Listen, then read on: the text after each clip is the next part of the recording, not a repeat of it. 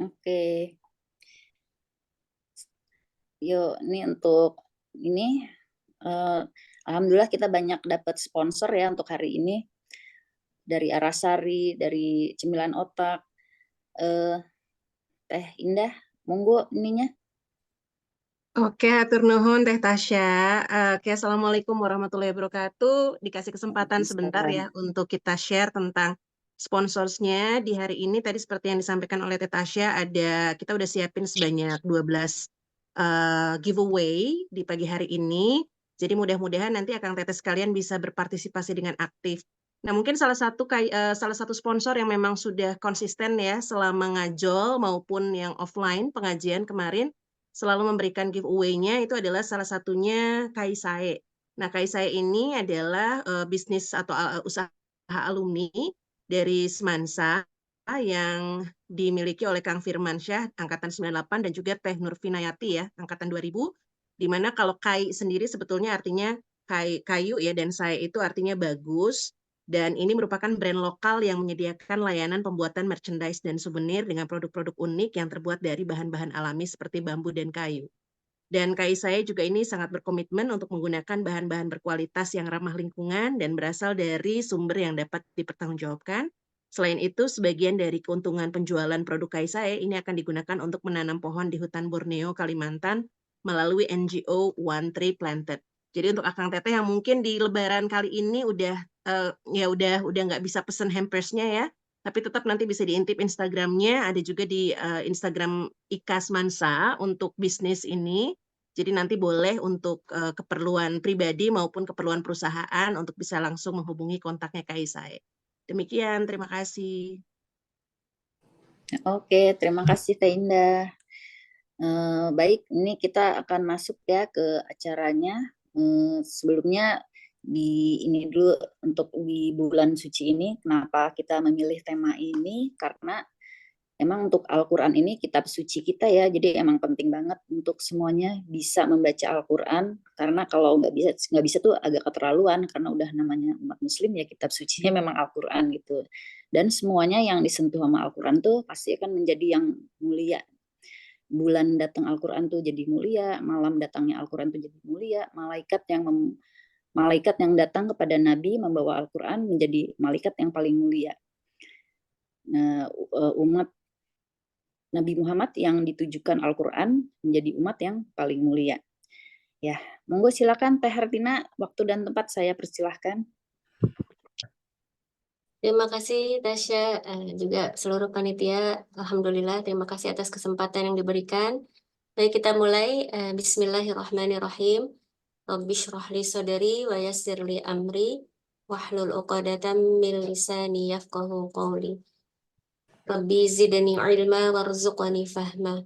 Innal hamdalillah nahmaduhu wa nasta'inuhu wa nastaghfiruh wa na'udzu billahi min syururi anfusina wa min sayyiati a'malina. May yahdihillahu fala mudilla lahu wa may yudlilhu fala hadiyalah. Asyhadu an la ilaha illallah wahdahu la syarikalah wa asyhadu anna Muhammadan 'abduhu wa rasuluh. Allahumma shalli ala sayyidina Muhammad wa ala ali sayyidina Muhammad.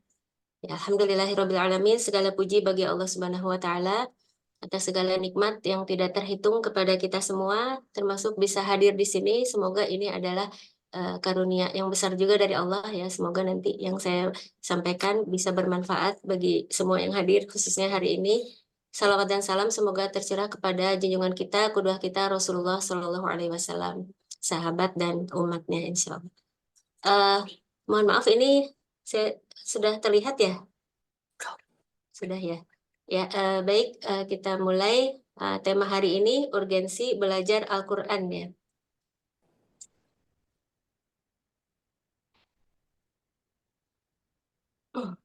Ya, kita mulai dengan dahsyatnya Al-Quran, proses turunnya penyusunan mushaf dan kecintaan Allah kepada Ahlul Quran. Kita mulai dengan pengertian Al-Quran. Al-Quran ini adalah kalamullah yang diturunkan kepada penutup para nabi dan rasul, yaitu Nabi Muhammad SAW dengan perantaraan malaikat Jibril alaihissalam, tertulis dalam mushaf sampai kepada kita dengan sanad mutawatir. Ini maksudnya derajat kesohihannya sangat tinggi. Tilawahnya bernilai ibadah yang dimulai di surat Al-Fatihah dan ditutup dengan surat An-Nas ya. Nah, ini pengertiannya cukup panjang ya. Yang menjadi garis bawah saya di sini adalah bahwa Al-Quran itu diturunkan oleh Zat yang Maha Mulia kepada makhluk yang paling mulia dengan perantaraan malaikat yang paling mulia, yaitu malaikat Jibril ya. Sehingga semua yang bersinggungan dengan Al-Quran insya Allah akan dimuliakan oleh Allah. Nah, di sini kenapa Al-Quran dimulai dari surat Al-Fatihah dan ditutup dengan An-Nas ya. Padahal kita tahu ayat yang pertama kali turun itu di Gua Hiro, ya, itu adalah Al-Alaq dan hanya ayat 1-5 saja.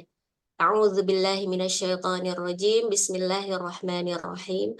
Iqra bismi rabbikal ladzi khalaq. Khalaqal insana min 'alaq. Iqra wa rabbukal akram alladzi 'allama bil qalam 'allamal insana ma lam ya'lam. Nah, itu 5 ayat yang dibawa oleh malaikat Jibril di Gua Hiro ketika itu dan menandakan diangkatnya Nabi Muhammad SAW menjadi nabi dan rasul ya.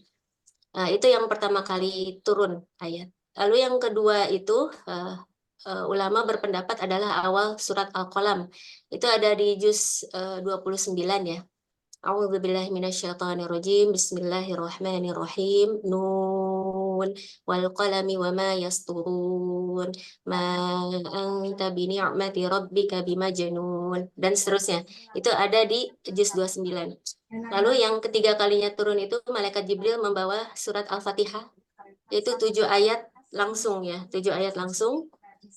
Lalu yang keempat dan kelima itu membawa surat Al-Mudassir dan Al-Muzammil, itu dua-duanya ada di juz 29.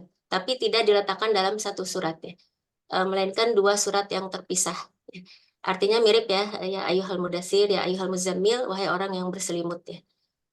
Itu bagaimana Al-Quran disusun, kenapa urutannya seperti itu, kenapa dari Al-Fatihah, Al-Baqarah 1-286, lalu Ali Imran, An-Nisa, dan seterusnya sampai An-Nas ya. Bagaimana Al-Quran disusun. Waktu saya SMP, saya pernah berpikir, kenapa Al-Quran tidak dimulai dari Al-Alaq, ya, sebagaimana awal turunnya. Tapi jawabannya tidak saya temukan sampai akhirnya saya belajar Al-Quran ini. Jadi jawabannya itu kenapa urutan Al-Quran seperti yang kita punya di rumah masing-masing, dan itu sama di semua tempat di dunia ini, di muka bumi, dan di sepanjang masa. Tidak ada perbedaan di setiap masa dan di setiap tempat. Tidak ada misalnya yang surat pertamanya itu Anas gitu atau apa itu. Semua urutannya seperti itu ya. Nah, bagaimana Al-Quran disusun? Kenapa Al-Quran seperti itu? Jadi jawabannya ini. Al-Quran turun dalam 2 tahap ya. Tahap pertama itu turunnya Al-Quran secara utuh dari Allahil Mahfuz ke Baitul Izzah di langit dunia. Jadi ini Al-Quran, jadi Allahil Mahfuz itu semua catatan makhluk hidup ada di sana, di Lauhil Mahfuz 50.000 tahun sebelum penciptaan langit dan bumi ya. Termasuk kita, surga neraka kita juga sudah ditetapkan di Lauhil Mahfuz ya. Semoga yang hadir di sini semua masuk surga ya, ditetapkan ya. Amin ya rabbal alamin. Amin. Nah, termasuk Al-Quran bukan makhluk ya, tapi sudah ada di Lauhil Mahfuz ya, 50.000 tahun sebelum penciptaan langit dan bumi. Nah, itu yang di Lauhil Mahfuz itu Al-Qurannya sama dengan yang kita pegang di rumah masing-masing, itu memang seperti itu urutannya aslinya ya. Nah, itu tahap pertama diturunkan ke Baitul Izzah di langit dunia.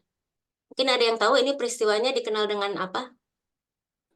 Ini adalah mungkin sudah ada yang dapat ya atau masih menunggu ya. Ini kita lagi di saat-saat yang sangat dekat dengan peristiwa ini. Ini adalah peristiwa Lailatul Qadar ya. Lailatul Qadar ya, malam yang lebih mulia dari 1000 bulan. Jadi karena di saat itulah turunnya Al-Quran dari Lauhil Mahfuz ke Baitul Izzah utuh ya, utuh 30 juz 114 surat. Nah, 30 juz jadi 114. ya 114 surat ya. 114. Ya.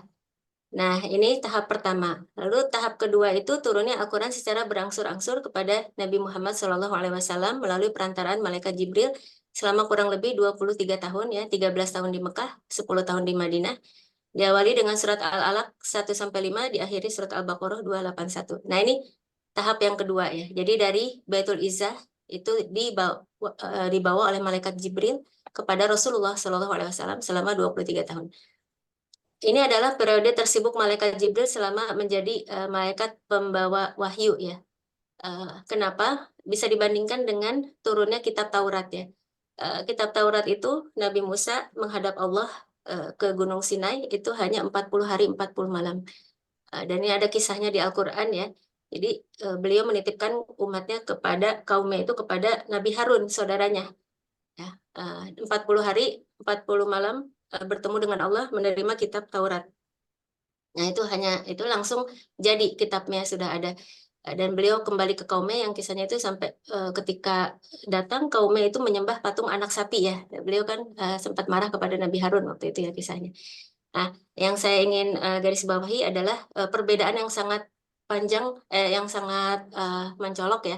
Itu hanya 40 hari 40 malam, sedangkan Al-Quran ini turun selama 23 tahun sehingga menjelang wafatnya Rasulullah SAW itu masih turun ya Al-Quran. Nah, itu ada hikmah yang sangat besar ya, kenapa Al-Quran turun berangsur-angsur tidak langsung gitu ya. Yang pertama adalah karena Al-Quran ini berat ya, sangat berat ya, bahkan dikatakan tidak akan ada yang sanggup menerimanya kecuali hanya Muhammad Rasulullah SAW ya, yang sanggup menerimanya. Nanti akan kami jelaskan juga ya betapa dahsyatnya Al-Quran ini, kenapa sangat berat ya. Kemudian yang kedua, kenapa turun berangsur-angsur? Karena untuk lebih membekas di dada Nabi dan para sahabat ya. Jadi Nabi SAW dan para sahabat ketika itu menerima ayat Al-Quran, kemudian dipahami dulu, kemudian diresapi, dimaknai, diamalkan, baru dihafalkan. Ya. Jadi selalu seperti itu, tidak dihafalkan sebelum diamalkan. Jadi benar-benar sangat kuat ya. Terus yang berikutnya, yang ketiga, kenapa turun berangsur-angsur? Karena untuk menjawab kondisi saat itu ya, misalnya ketika orang kafir itu menantang Rasulullah SAW ya, apakah kami akan dibangkitkan kembali ketika sudah menjadi tulang belulang gitu ya. Kemudian nggak lama turun ayat ya yang menjelaskan bahwa Allah yang Maha Mampu yang menciptakan kita dari ketiadaan menjadi ada, tentu lebih mudah bagi Allah menciptakan kita yang sudah ada dan menyusun kembali menjadi makhluk yang baru. Jadi terus misalkan kisah pensucian nama ibunda Ummul Mukminin ya Aisyah radhiyallahu anha ketika difitnah berbuat selingkuh dengan salah seorang sahabat. Nah itu Allah mensucikan nama beliau lewat Al-Quran ya. Waktu itu fitnah itu sudah sangat gencarnya sehingga mengguncang keluarga Rasulullah SAW. Dan bersamaan dengan disucikannya nama ibunda Aisyah radhiyallahu anha juga diancam dengan dosa besar orang-orang yang menyebar fitnahnya ya.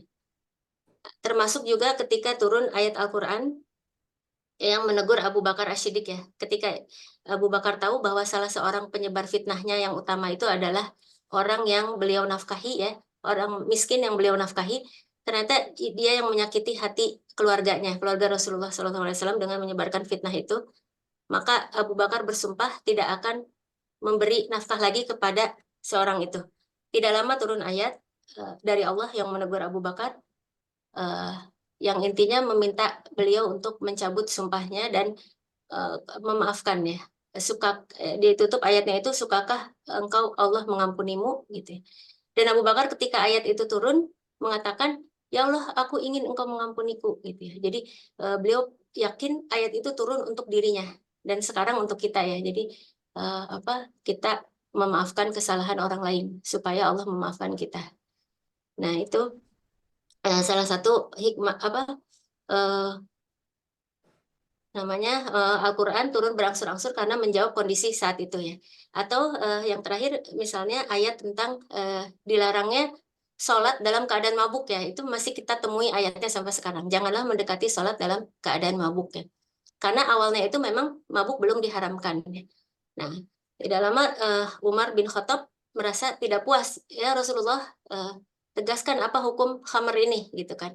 Dan itu akhirnya sampai diharamkan dengan sejelas-jelasnya, itu harus dijauhi ya.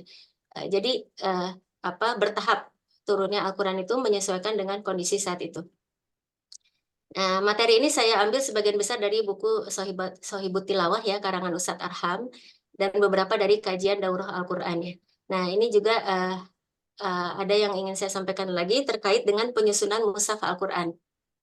Jadi sejak kapan mushaf itu ada ya? Mushaf Al-Quran itu tidak ada sampai Rasulullah wafat ya. Jadi sampai Rasulullah wafat tidak ada mushaf Al-Quran. Jadi kalau sahabat ingin baca Al-Quran harus hafal, makanya sebagian besar itu hafal ya. Karena kalau tidak hafal tidak bisa baca, paling hanya sedikit saja karena pencatatan Al-Quran sangat terbatas ya. Nah, jadi di sini itu bisa kita pahami ya betapa cerdasnya Rasulullah Shallallahu Alaihi Wasallam ya. Mungkin sudah pada tahu insya Allah Ustadz Adi Hidayat ya. Beliau itu menghafal dengan sangat akurat sekali ya, bahkan tidak hanya Al-Quran tapi hadis dan nomor-nomornya ya, posisi ayat, letaknya, juznya dan sebagainya, artinya ya. Nah, ada juga orang yang bisa menghafal itu dengan dimajukan 11 halaman, dimundurkan 5 halaman, maju lagi, mundur lagi, dan itu tepat gitu. Mereka bisa baca dengan tepat. Nah, itu adalah kecerdasan yang bisa kita lihat saat ini. Rasulullah Shallallahu Alaihi Wasallam kecerdasannya di atas itu ya. Jadi malaikat Jibril itu membawa ayat Al-Quran itu tidak hanya ayatnya saja, tapi letaknya. Jadi beliau menginformasikan ini nanti letaknya ada di juz kesekian, surat kesekian, ayat kesekian. Besoknya mungkin turun ayat, ini nanti letaknya di sini, di juz kesekian, dan itu diberitahu kepada Rasulullah Shallallahu Alaihi Wasallam ya, letaknya. Jadi Rasulullah tidak hanya mengingat ayatnya, tapi juga posisinya, letaknya, dan itu direkam dalam memori beliau tanpa adanya pencatatan yang utuh ya, karena kan memang masih sangat terbatas pencatatan ketika itu. Dan beliau berhasil menyusun semuanya itu menjadi satu Al-Quran yang utuh ya, 6.000 ayat lebih, 6.600 ayat lebih, dan itu Masya Allah luar biasa ya. Makanya tidak akan ada yang sanggup menerima Al-Quran ini kecuali Rasulullah SAW. Dan akurasi 100% itu hanya dimiliki oleh beliau ya. Di tingkat sahabat akurasinya sudah berkurang, ketepatan bacaan Al-Quran itu, apalagi sampai ke kita ya. Nah itu kecerdasan Rasulullah luar biasa. Kemudian mengenai penyusunan mushaf ya, sejak kapan ada mushaf ya? Jadi tadi sudah dikatakan sampai Rasulullah wafat itu tidak ada yang namanya mushaf Al-Quran ya. Nah, baru ketika di Abu Bakar As-Siddiq ya, ke Khalifah Abu Bakar As-Siddiq, ada satu perang namanya Perang Yamamah, itu melawan Musailamah yang mengaku sebagai nabi. Perang ini termasuk perang besar ya, karena wafat 3.000 penghafal Al-Quran ya. Dan itu Umar bin Khattab merasa khawatir sekali Al-Quran akan musnah karena gugur para penghafalnya. Maka beliau mengajukan usul kepada Khalifah Abu Bakar As-Siddiq untuk membukukan Al-Quran, menyusun mushaf Al-Quran. Waktu itu Khalifah Abu Bakar merasa ragu karena belum pernah diperintahkan oleh Rasulullah SAW sebelum beliau wafat. Nah, akhirnya Umar ini kan terkenal memiliki basiroh yang sangat kuat ya. Banyak ayat Al-Quran turun berkenaan dengan pertanyaan beliau kepada Rasulullah SAW. Beliau terus mendesak Khalifah Abu Bakar, ini adalah sesuatu kebaikannya. Maka akhirnya disetujui oleh Khalifah, maka dipanggilnya Zaid bin Sabit ya. Zaid bin Sabit ini adalah penulis wahyunya Rasulullah SAW. Akhirnya Zaid bin Sabit ini berkata, wahai Khalifah, sungguh ini amanah yang sangat berat ya. Jika engkau memintaku memindahkan gunung Uhud, maka itu tidak lebih berat daripada perintahmu saat ini untuk membukukan Al-Quran. Dan ini memang adalah amanah atau amanah yang terberat sepanjang masa ya. Dan tidak ditemui amanah seperti ini selama-lamanya, karena memang tidak boleh ada kesalahan, walau hanya satu titik, satu huruf, satu harokat ya. Dan amanah ini dipikul oleh Zaid bin Sabit dan para sahabat. Beliau mengumpulkan semua penghafal Al-Quran, sahabat penghafal Al-Quran, dan mereka bekerja keras siang dan malam, hingga akhirnya dalam waktu kurang dari 2 tahun, mushaf Al-Quran otentik itu sudah jadi ya. Itu di masa kepemimpinan Khalifah Abu Bakar As-Siddiq. Ya, jadi mushafnya itu sebenarnya awalnya itu di kepemimpinan Abu Bakar As-Siddiq ya, sudah ada. Nah, ya, jadi itu luar biasa karena kan Abu Bakar dan Rasulullah terpaut 2 tahun umurnya ya. Jadi meninggal di usia yang sama yaitu 63 tahun. Jadi Abu Bakar hanya menjabat selama 2 tahun ya. Nah, kemudian Abu Bakar wafat, digantikan oleh Umar, mushafnya dipindahkan ke tangan Umar bin Khattab. Beliau memerintah cukup lama kalau tidak salah 10 tahun atau 12 tahun ya. Kemudian sambil menunggu khalifah ketiga, mushafnya disimpan dulu oleh Hafsah, putri beliau, putri Umar bin Khattab yang juga istri Rasulullah SAW. Setelah terpilihnya khalifah ketiga yaitu Utsman bin Affan radhiyallahu an, maka mushafnya dipindahkan ke tangan Utsman. Nah, di masa Utsman ini kekuasaan Islam makin meluas. Jadi kan di masa Umar makin meluas, di masa Utsman makin meluas lagi, sehingga banyak versi bacaan Al-Quran yang beredar ya. Nah, Khalifah Utsman memiliki kebijakan untuk menyeragamkan penulisan Al-Quran agar tidak menimbulkan perpecahan di kalangan kaum muslimin. Maka dari itu dilakukan penyeragaman ya di zaman Khalifah Utsman bin Affan, sehingga disepakati hanya beberapa versi bacaan Al-Quran, selebihnya dibakar, dimusnahkan supaya tidak menimbulkan perpecahan. Nah, itulah kenapa kita mengenal istilah Mushaf Utsmani. Ya, Mushaf Utsmani ya, karena kebijakan Khalifah Utsman saat itu. Sedangkan mushafnya sendiri sudah ada di zaman Abu Bakar As-Siddiq ya. Jadi kita sekarang tinggal membacanya.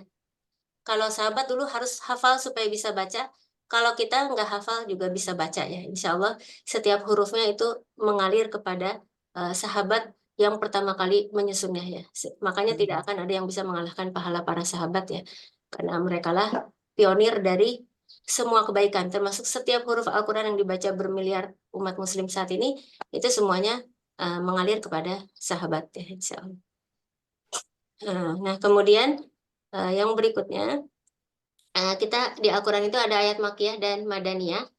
Ayat Makkiyah itu adalah ayat yang turun sebelum Rasulullah Shallallahu Alaihi Wasallam hijrah ke Madinah. Jadi 13 tahun pertama kenabiannya. Ini ayatnya lebih menekankan tauhid, ya, keesaan kepada Allah. Kemudian ayat Madaniyah itu turun setelah Rasulullah Shallallahu Alaihi Wasallam hijrah ke Madinah. Ini sudah menekankan muamalah ya dan syariat Islam lainnya. Ini 10 tahun periode akhir kenabian.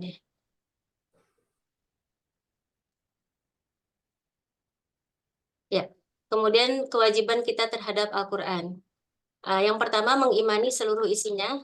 Ini perintahnya di surat Al-Baqarah ayat 4 dan 85, An-Nisa ayat 136 dan 150. Jadi harus mengimani seluruh isinya tanpa keraguan sedikit pun.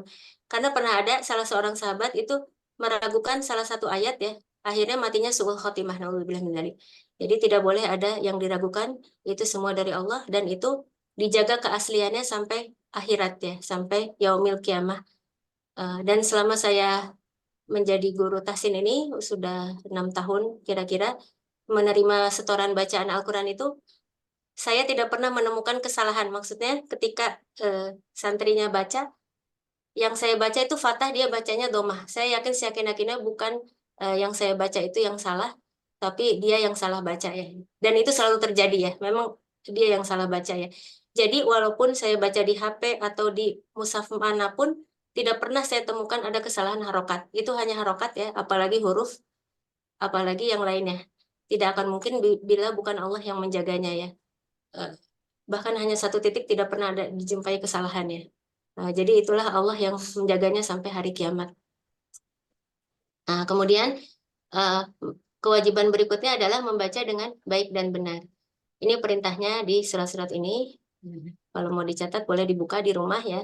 Nanti bagaimana cara kita bisa membaca dengan baik dan benar? Tentunya sesuai dengan apa yang diajarkan oleh Rasulullah Shallallahu Alaihi Wasallam. Nah, itu satu-satunya cara ya. Nah, bagaimana kita bisa mengetahui bacaannya Rasulullah, sedangkan kita belum pernah mendengar rekaman suara beliau ya, bagaimana beliau membacanya. Nah, ini ternyata masih ada cara, Allah Maha Rahman, Maha Rahim ya, kita masih bisa mengetahui bacaannya Rasulullah Shallallahu Alaihi Wasallam. Bagaimana caranya? Nah, caranya adalah dengan belajar secara bersanad ya. Nah, belajar secara bersanad, saya ingin menjelaskan sedikit tentang sanad Al-Quran ya. Jadi di lembaga kami ya, Fansa Tasin ini, kami memiliki guru yaitu Ustadz Arham bin Ahmad Yasin, ini kotak paling bawah. Beliau ini adalah pemegang sanad ke-33 dari Rasulullah SAW dengan riwayat dari Asim dari jalur Syatibiyah ya. Jadi pemegang sanad ke-33 ya. Tentunya untuk mendapatkan sanad ini sangat sulit ya. Pertama harus hafal mutkin ya, hafal mutkin, kemudian menguasai semua ilmu tajwid dan juga bahasa Arab ya. Jadi tidak boleh ada kesalahan. Nah ini beliau, jadi kami insya Allah para gurunya itu di lembaga kami bertalaki dijadwalkan sebulan sekali ke kediaman beliau ya.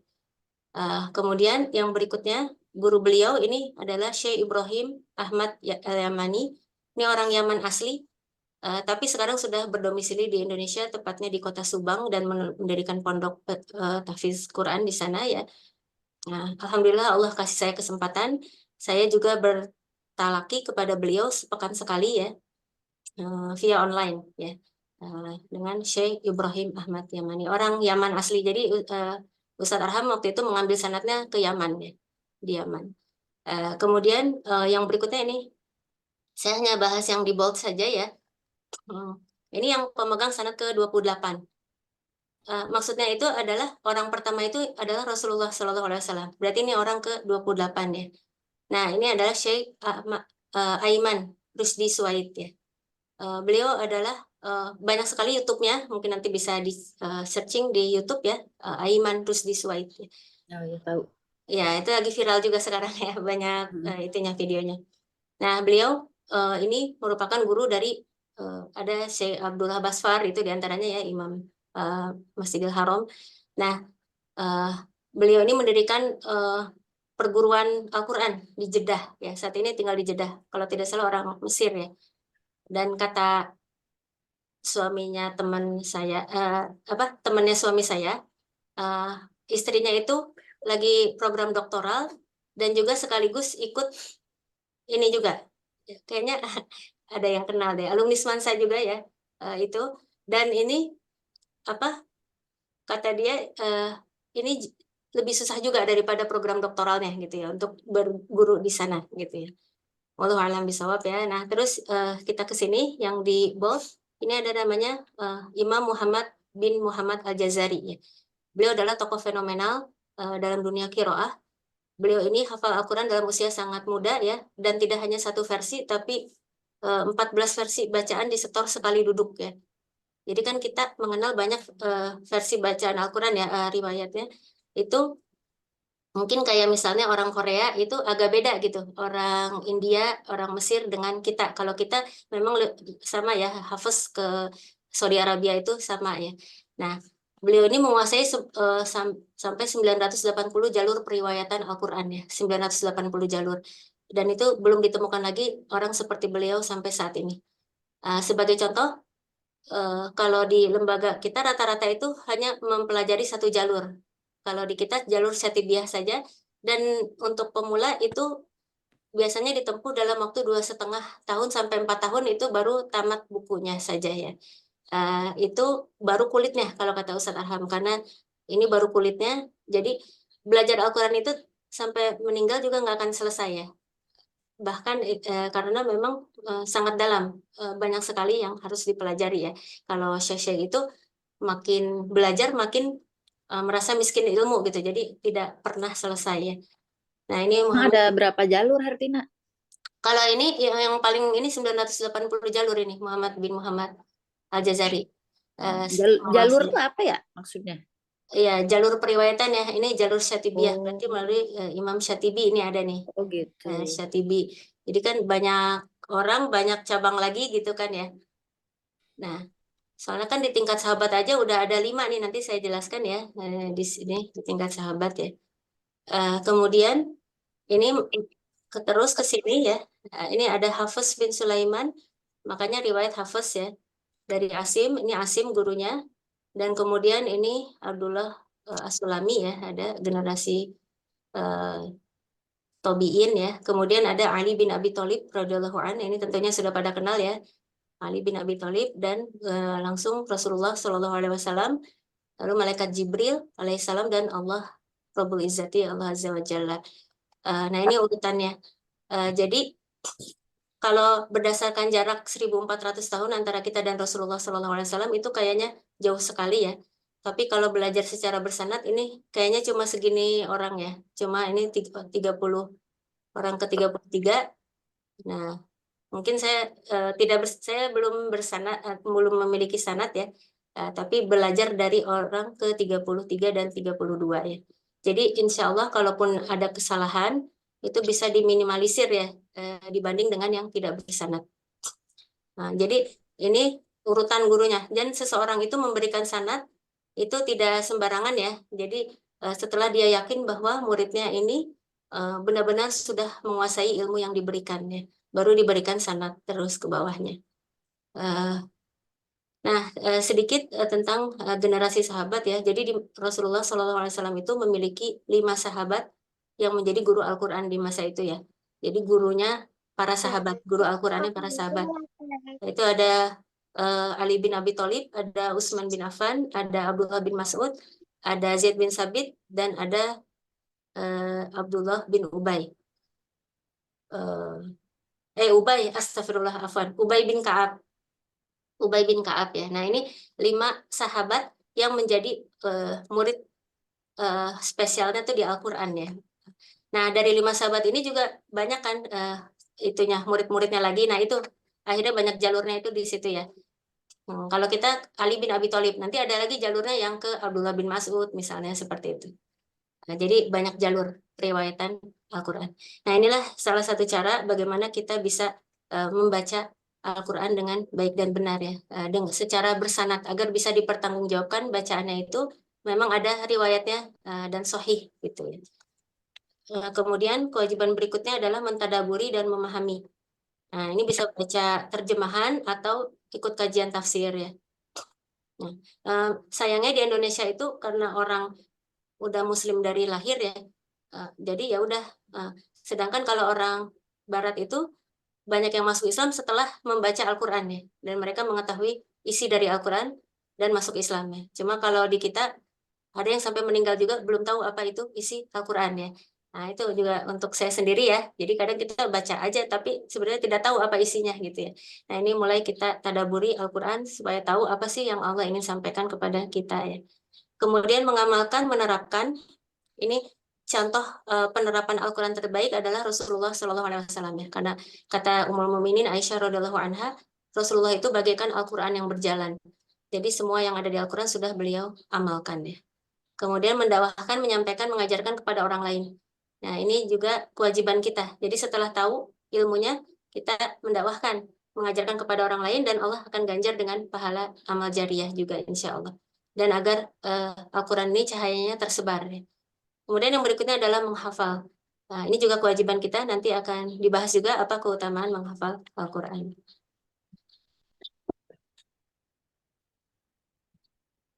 Nah, kemudian kita lanjut ke pengertian tajwid ya. Tajwid itu artinya tahsin atau memperbagus bacaan Al-Quran. Jadi seseorang yang ikut tahsin Al-Quran akan bagus dengan sendirinya. Itu otomatis karena sudah diperbaiki makhorijul huruf, sifat huruf, dan ilmu-ilmu tajwid lainnya. Nah, secara istilah, tajwid ini adalah ilmu yang mempelajari tentang pemberian setiap huruf haknya dan mustahaknya, baik secara makhraj, sifat, waqaf, ibtida, tanpa berlebihan dan dibuat-buat. Jadi berbeda dengan huruf-huruf lainnya di dunia ini. Kalau huruf hijaiyah itu benar-benar diatur ya, dari mana keluarnya, posisi lidahnya seperti apa dari tenggorokan, tenggorokan atas, tengah, atau pangkal tenggorokannya. Itu benar-benar diatur dan ada konsekuensinya jika salah tempat keluarnya. Nanti akan dibahas juga. Kemudian bahasan ilmu tajwid ini hanya kalimat atau ayat-ayat Al-Quran. Jadi tidak bahas hadis. Jadi tidak usah pakai dengung misalnya baca hadis ya, atau azan. Azan itu kan suka panjang sekali. Nah, itu tidak masalah karena dia bukan Al-Quran ya. Kalau baca Al-Quran maksimal 6 harokat, tidak boleh lebih. Kemudian hasilnya adalah selamatnya lisan dari kesalahan saat membaca Al-Quranul Karim. Nah, ini tujuan intinya. Sebenarnya kita belajar ini supaya tidak melakukan kesalahan, bahkan yang bisa merubah arti Al-Quran. Nah, keutamaannya belajar Al-Quran ini merupakan amal terbaik. Diriwayatkan dari Utsman bin Affan, Rasulullah Shallallahu Alaihi Wasallam bersabda, sebaik-baik kalian adalah orang yang belajar Al-Quran dan mengajarkannya. Hadis riwayat Bukhari. Jadi ini sebaik-baik umat Rasulullah Shallallahu Alaihi Wasallam. Tidak masalah profesinya apa, apapun itu profesinya, bisa mau guru, dokter, ibu rumah tangga, ya pengusaha, asal dia menyempatkan diri untuk belajar Al-Quran dan kemudian nanti bisa mengajarkannya, maka akan menjadi sebaik-baik umat Rasulullah Shallallahu Alaihi Wasallam. Kemudian memberi syafaat pada hari kiamat. Dari Abu Umamah, Rasulullah Shallallahu Alaihi Wasallam bersabda, bacalah Al-Quran, sesungguhnya ia akan datang pada hari kiamat sebagai penolong bagi pembacanya. Hadis riwayat Muslim. Jadi di saat kita butuh pertolongan ya, Al-Quran akan menjadi syafaat, penolong bagi kita insya Allah di yaumil akhir. Kemudian mendapat derajat yang tinggi. Dari Umar bin Al-Khattab, Rasulullah Shallallahu Alaihi Wasallam bersabda, sesungguhnya Allah dengan kitab Al-Quran ini mengangkat derajat suatu kaum dan dengannya juga Allah merendahkan yang lainnya. Hadis riwayat Muslim. Jadi orang-orang yang sekarang kan banyak ya penerimaan perguruan tinggi itu kalau hafal sekian juz tanpa tes gitu ya. atau masuk TNI Polri atau apapun itu ya, itu bentuk Allah muliakan di dunia dan di akhirat insya Allah akan banyak lagi dan lebih lagi insya Allah. Kemudian mendapatkan ketenangan dan rahmat. Tidaklah suatu kaum berkumpul di salah satu rumah dari rumah-rumah Allah, mereka membaca Al-Quran dan mempelajarinya, kecuali turun kepada mereka ketenangan, diliputi rahmat, malaikat menaungi mereka, dan Allah sebut di hadapan malaikat di sisinya. Hadis riwayat Muslim. Jadi di sini orang yang berkumpul untuk membaca dan mempelajari Al-Quran ya, ketenangan, rahmat, malaikat menaungi, yang mendoakan kita, dan Allah sebut-sebut. Jadi makin sering kita berada di majelis ini, makin sering nama kita disebut Allah, dibanggakan di hadapan malaikatnya ya. Ini hadis sahih ya. Jadi ini salah satu mencuri perhatian Allah ya, di antara semiliaran hambanya ini yang begitu banyaknya ya. Jika kita ingin menjadi bagian orang-orang yang sering disebut namanya oleh Allah ya, maka sering-seringlah hadir di majelis semacam ini. Kemudian mendapat pahala yang berlipat. Dari Ibnu Mas'ud, Rasulullah Shallallahu Alaihi Wasallam bersabda, barang siapa yang membaca satu huruf dari Al-Quran, baginya satu kebaikan dan tiap kebaikan dilipat gandakan 10 kali lipat. Hadis riwayat Tirmizi. Di riwayat lain Rasulullah bersabda, aku tidak mengatakan alif lam mim satu huruf, tapi alif satu huruf, lam satu huruf, dan mim satu huruf. Jadi inilah makanya kita beruntung menjadi umat Rasulullah Shallallahu Alaihi Wasallam. Ini tidak pernah diberikan kepada umat lainnya, di mana baca alif lam mim itu dapat 30 kebaikannya. Sedangkan orang tidak mungkin baca alif lam mim saja ya, minimal berapa ayat ya. Dan itu masya Allah kebaikan banyak kebaikan yang pahalanya luar biasa. Itu sungguh kita sebagai umat Rasulullah sangat dimuliakan ya dengan hadirnya Al-Quran ini. Maka jangan disia-siakan Al-Quran, itu adalah harta kita yang sangat berharga ya. Dan alhamdulillah menjadi umatnya Rasulullah SAW kita mendapatkan karunia yang begitu besarnya ini. Apalagi ini bulan Ramadan ya, masih ada tersisa beberapa hari, kita maksimalkan untuk Al-Quran, bacaan Al-Quran kita insya Allah. Allahumma sholli ala sayyidina Muhammad. Dan yang terakhir, ini yang paling istimewa, Ahlul Al-Quran adalah keluarga Allah Subhanahu wa Ta'ala. Dari Anas radhiyallahu an, Rasulullah Shallallahu Alaihi Wasallam bersabda, sesungguhnya Allah memiliki keluarga dari manusia. Sahabat bertanya, ya Rasulullah, siapakah mereka? Rasulullah menjawab, Ahlul Quran. Mereka adalah keluarga Allah dan orang-orang spesialnya. Jadi, alhamdulillah Rasulullah tidak menjawab Nabi dan Rasul ya, padahal yang paling layak menjadi keluarga Allah dari kalangan manusia itu adalah Nabi dan Rasul ya, manusia terbaik sepanjang masa. Tapi berarti kita tidak memiliki kesempatan sama sekali. Tapi jawaban Rasulullah ketika ditanya siapa keluarga Allah, ya, itu jawabannya adalah Ahlul Quran. Berarti itu kita, umatnya Rasulullah SAW. Karena umat nabi-nabi lainnya itu kitabnya bukan Al-Quran ya. Nah, inilah kenapa kita harus sangat bersyukur menjadi umatnya Rasulullah SAW ya. Karena ada kesempatan sangat besar juga ini untuk menjadi keluarga Allah ya, jika kita ingin mengambilnya. Siapakah Ahlul Quran itu? Ahlul Quran itu yang tadi itu ya, yang mengamalkan kewajiban terhadap Al-Quran tadi, yang mengimaninya, yang membacanya, belajar membacanya dengan baik dan benar, kemudian yang memahaminya, mengamalkannya, mengajarkannya, mendakwahkannya, menghafalnya. Nah, itu adalah Ahlul Quran. Dan merekalah yang kelak nanti akan menjadi keluarga Allah ya. Dan inilah posisi puncak seorang hamba yang sebenarnya harus menjadi cita-cita semua umat Rasulullah Shallallahu Alaihi Wasallam. Kedudukan ilmu ini adalah ilmu syari yang independen, benar-benar berbeda dengan ilmu lainnya. Karena itu tidak mungkin seseorang menguasainya tanpa pengajar yang mungkin. Sekarang sudah banyak YouTube ya, tapi harus dengan guru. Ya. Kalau kata guru kami itu ya, kalau kalian ingin benar bacaannya, gampang caranya, tidak usah belajar. Dijamin bacaannya benar terus ya, karena tidak ada yang mengoreksi ya. Tapi kalau belajar, pasti itu akan ada koreksi dari gurunya ya.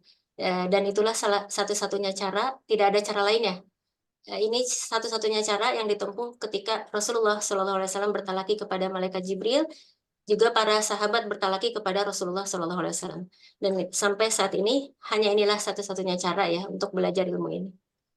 Nah, peletaknya secara praktek bersumber dari wahyu yang disampaikan oleh Allah Subhanahu Wa Taala kepada Nabi Muhammad SAW melalui perantaraan malaikat Jibril alaihissalam.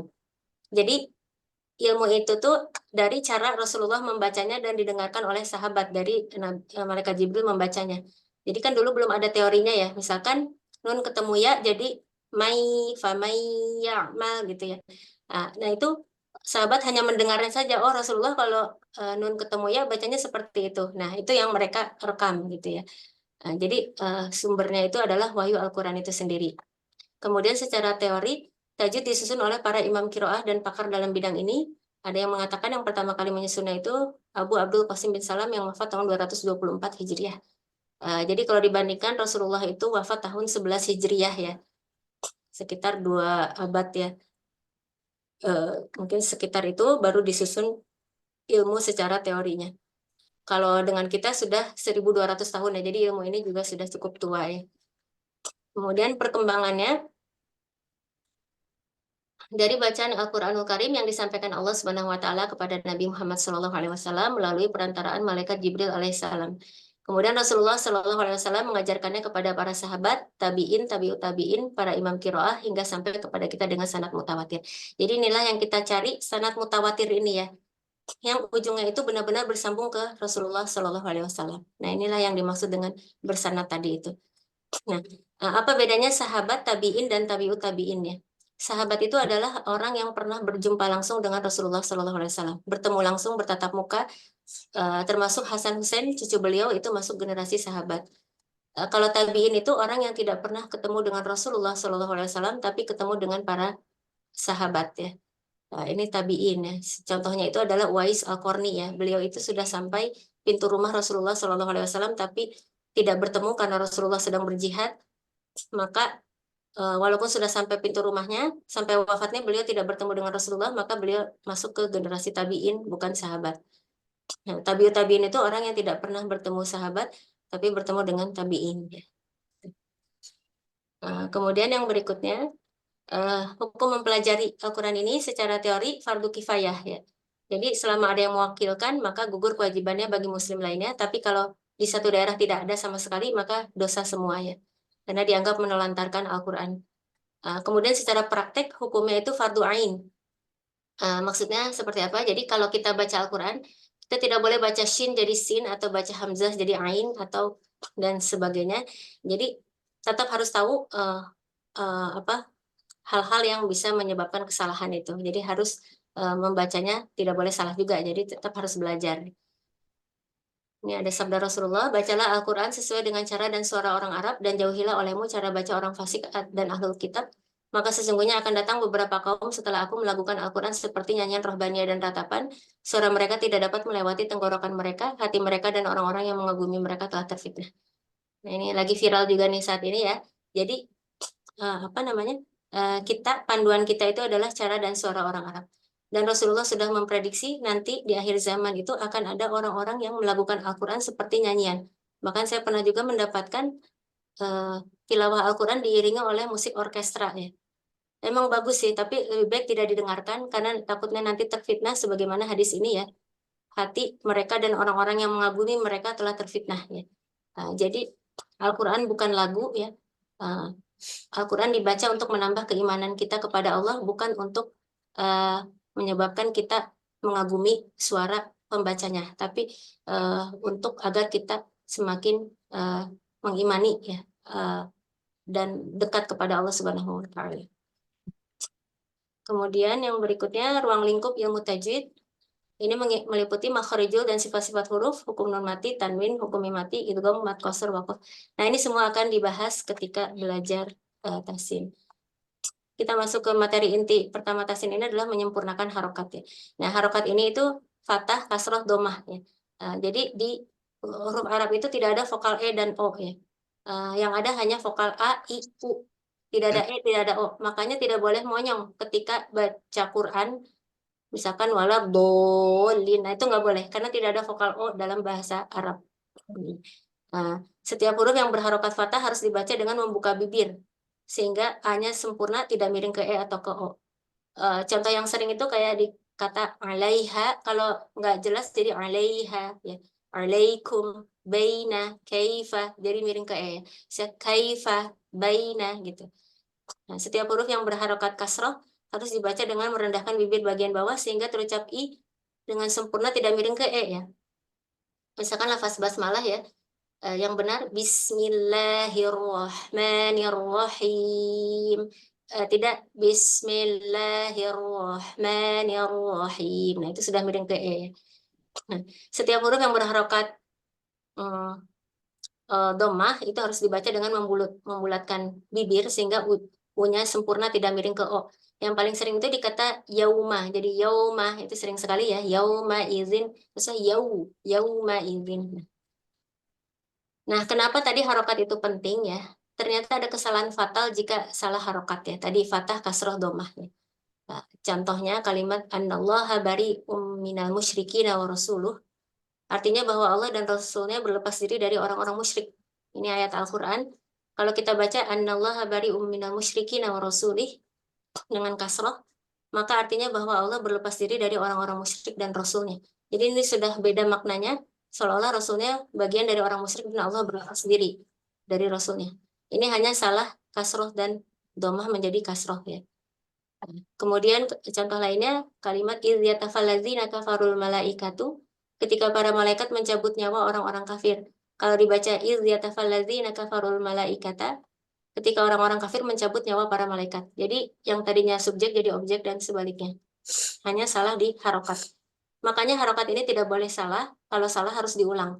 Tidak boleh tanggung udah kejauhan gitu. Harus kembali untuk mengulang kalau terjadi kesalahan harokat karena bisa berpotensi merubah artinya. Nah, kemudian ini kesalahan fatal yang pertama. Kesalahan fatal yang kedua adalah salah panjang pendek. Contoh kalimat innal abarara yashrabuna min ka'sin kana mizajuha kafura. Ini ada di surat Al-Insan di juz 29. Artinya, sungguh orang-orang yang berbuat kebajikan akan minum dari gelas berisi minuman yang campurannya adalah air kafur. Jadi kafuro itu artinya air kafur. Kalau dibaca kafuro, artinya jadi orang kafir ya. Nah, suka ada salah-salah gitu ya. Jadi kafnya yang pendek, ya, harusnya panjang gitu. Artinya jadi berubah ya. Atau ayat lainnya lain syakartum la azidannakum ya. Sungguh jika kalian bersyukur aku akan menambah nikmat kepada kalian. Kalau dibaca lain syakartum la azidannakum, la-nya jadi panjang, maka artinya jadi kebalikannya.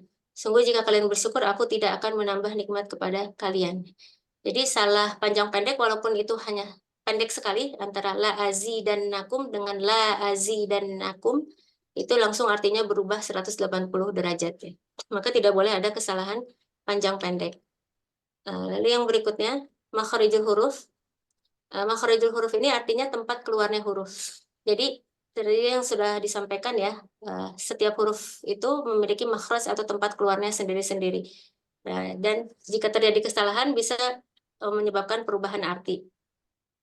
Contoh kesalahan arti jika salah makhraj, nah ini kesalahan fatal yang ketiga ya, adalah contohnya lain syakartum, kalian bersyukur jika kalian bersyukur. Kalau lain sakartum, jika kalian mabuk ya.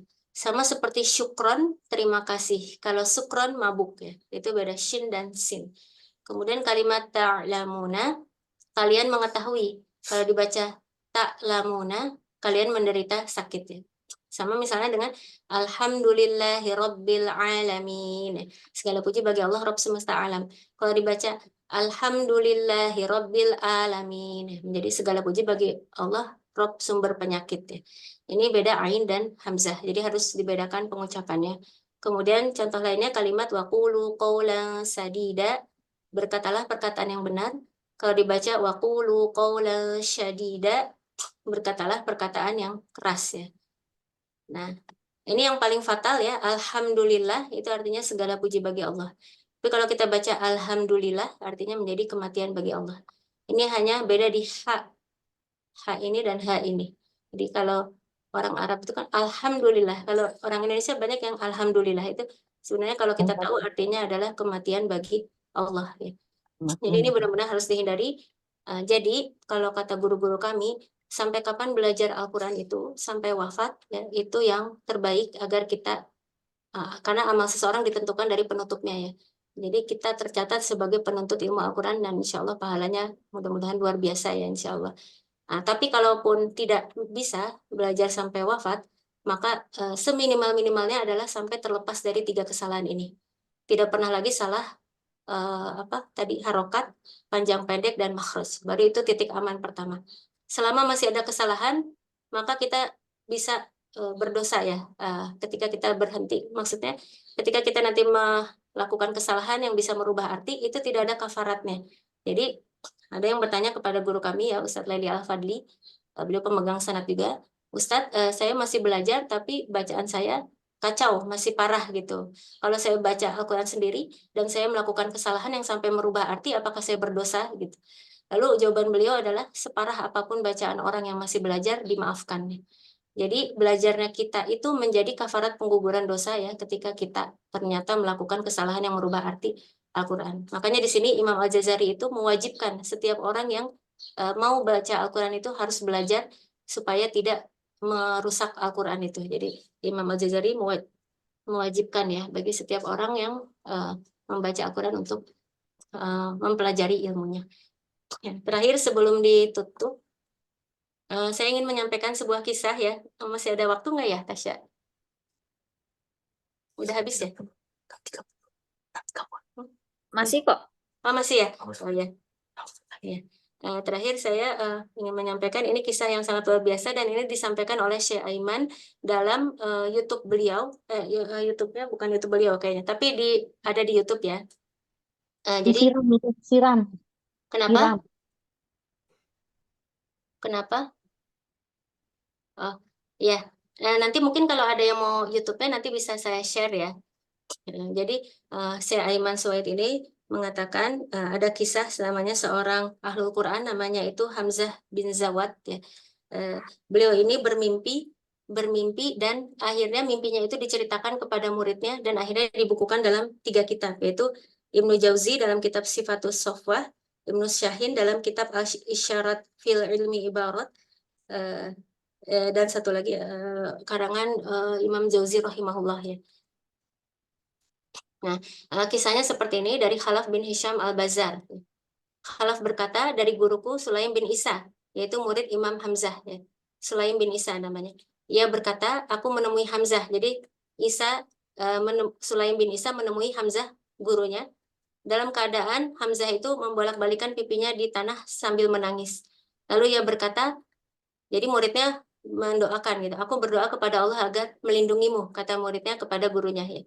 Lalu Imam Hamzah berkata, wahai kamu meminta perlindungan dari apakah engkau gitu, wahai muridku ya. Kemudian Imam Hamzah lalu bercerita, tadi malam aku bermimpi bahwa kiamat telah terjadi dan para qurra dipanggil termasuk saya di dalamnya, para qurra pembaca Al-Qur'annya. Lalu beliau mendengar suara berkata, tidak ada yang boleh menemuiku hari ini kecuali orang yang telah mengamalkan Al-Qur'an, kata suara tersebut ya. Maka Imam Hamzah melakukan kohkoroh. Kohkoroh itu mundur tanpa menoleh ke kanan dan ke kiri. Jadi mundur yang pede gitu ya, tidak ragu-ragu ya. Karena beliau merasa belum mengamalkan Al-Quran dengan baik dan benar ya. Kemudian ada lagi suara yang memanggil Imam Hamzah. Di manakah Hamzah bin Habib Az-Zayyad? Kata suara tersebut. Maka aku menjawab, kata Hamzah kepada muridnya itu. Labbaik da'i Allahu labbaik. Aku penuhi panggilanmu, wahai penyerunya Allah. Ya. Itu kata Imam Hamzah kepada suara tersebut. Lalu ada malaikat yang menghampiriku dan berkata, bukan begitu cara menjawabnya, tapi bagaimana? Katakanlah, labaik Allahumma labaik. Ini, aku penuhi panggilanmu, ya Allah. Ini lafaz yang sering diucapkan oleh jamaah haji dan umroh. Ya. Jadi, berarti yang menanyakan keberadaannya itu adalah Allah. Jadi yang menanyakan di manakah Hamzah itu adalah Allah langsung ya. Maka Imam Hamzah menjawab labaik Allahumma labaik. Lalu Imam Hamzah dimasukkan ke dalam rumah yang di rumah tersebut terdengar gemuruh suara para pembaca Al-Qur'an.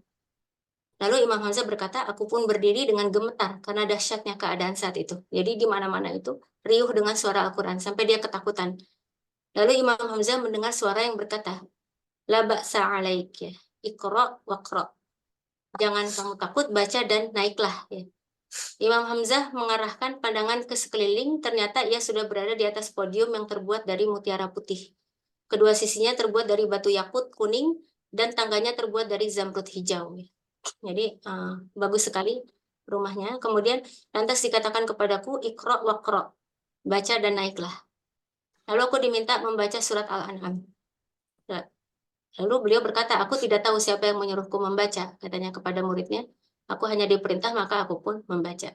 Lalu beliau membaca surat Al-An'am itu sampai di ayat 60. Jadi bisa dicek nanti di rumah, Al-An'am itu panjang-panjang ayatnya. Beliau sampai di ayat 60 dan itu dengan hafalannya ya. Dengan hafalannya lalu ada suara ya setelah ayat 60. Wahai Hamzah, bukankah aku yang berkuasa di atas hamba-hambaku? Dan disitulah Imam Hamzah tersadar ya bahwa beliau sedang setoran langsung di hadapan Allah Subhanahu wa Ta'ala. Nah, Imam Hamzah membaca surat Al-An'am hingga selesai. Ya, jadi panjang sekali surat ini dan terus karena belum diminta berhenti maka terus sampai ke surat Al-A'raf ya. Al-A'raf juga panjang sekali ya. Imam Hamzah di akhir surat Al-A'raf itu kan ada ayat sajadah ya. Imam Hamzah mengisyaratkan melakukan sujud tilawah, maka dikatakan kepada beliau, maka Allah melarang ya, memberi isyarat tidak tidak usah sujud, tidak ada sujud ya. Maka dikatakan cukup bagimu yang telah lalu, janganlah engkau bersujud wahai Hamzah. Dia Allah melarang bersujud. Maka merugilah orang yang tidak pernah sujud di dunia, karena di akhirat sudah tidak ada sujud lagi ya. Nah, kemudian dikatakan kepadaku, siapa yang mengajarimu bacaan ini? Jadi Allah berkata, siapa yang mengajarimu bacaan ini? Hamzah menjawab, Sulaiman. Engkau benar. Tadi ada di bagian sanad ya, tadi ada Sulaiman. Engkau benar. Siapa yang mengajari Sulaiman? Beliau menjawab, Yahya. Yahya telah benar, kata Allah. Jadi Allah membenarkan bacaannya. Sulaiman benar bacaannya, Yahya pun benar. Jadi ini terkoreksi bacaannya itu istilahnya apa? Terakreditasi itu mungkin bahasa sekarang ya. Kita laki sama Allah ya. Iya, bukan, bukan bertalaki ke Allah. Maksudnya Allah membenarkan bacaannya. Berarti bacaan dia itu Allah nyatakan benar gitu ya. Nah, Yahya telah benar kata Allah. Kepada siapa Yahya membaca kata Allah. Lalu Imam Hamzah menjawab, Abu Abdurrahman As-Sulami. Ini ada tadi di bagan ya. Ini sebelum Ali bin Abi Thalib radhiyallahu anhu. Abu Abdurrahman As-Sulami. Kemudian Abu Abdurrahman benar kata Allah. Jadi Allah membenarkan bacaannya Abu Abdurrahman As-Sulami. Siapa yang mengajarkan Abu Abdurrahman? Kata Allah. Beliau menjawab Ali bin Abu Talib. Tadi sama berarti sanad kita ketemu di sana di Abdullah As-Sulami. Lalu ke Ali bin Abi Talib ya. Nah, kemudian Ali telah benar kata Allah ya. Siapa yang membacakan kepada Ali? Beliau menjawab Nabi Muhammad SAW, kata Imam Hamzah ya. Siapa yang mengajari nabiku? Kata Allah.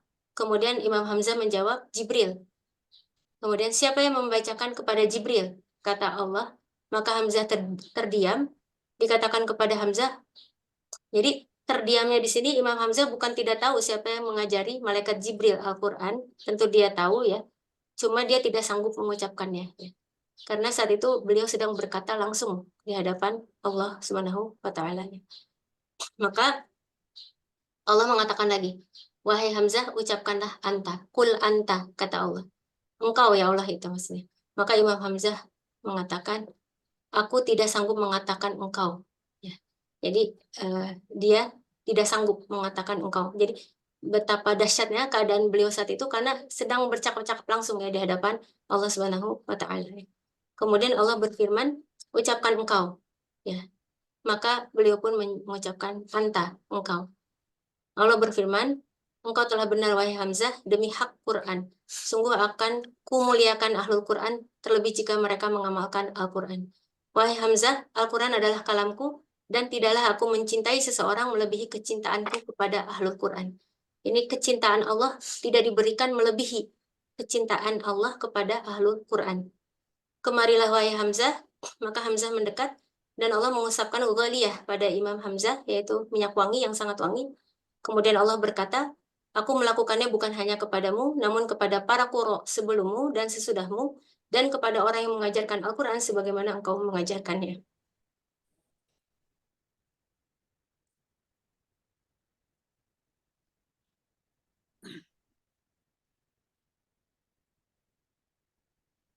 Tidak ada yang datang selainku di hari kiamat.